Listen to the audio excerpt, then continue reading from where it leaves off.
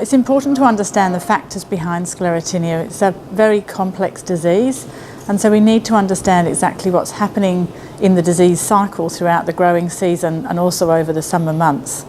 Canola industry is worth $1.2 billion, and if we can increase yields by as little as 1%, then we can potentially save growers $1.5 million for the WA industry.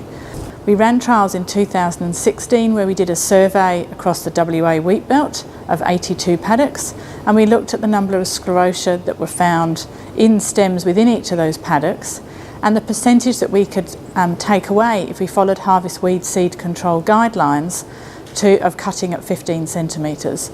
And we found that we could take away over half of that infection potential for the following year.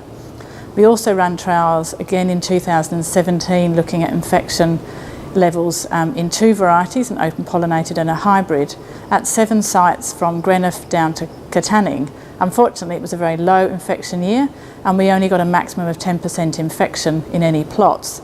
However, that shows that even in a low infection year that there's still infection there, and so rotation is still a vital component of the system to try and reduce your Sclerotinia risk in following years.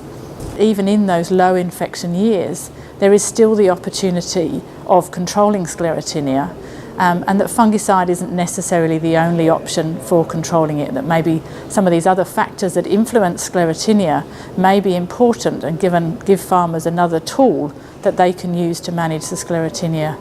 Take-home message is to be aware of your Sclerotinia risk. It varies from different years. So in a wet year with warm, humid conditions in autumn, the Sclerotinia risk is going to be high. And so be very careful of your rotation following canola to make sure that you're rotating with non-host crops, and the potential savings to the industry if you can just increase your yield slightly by managing that Sclerotinia.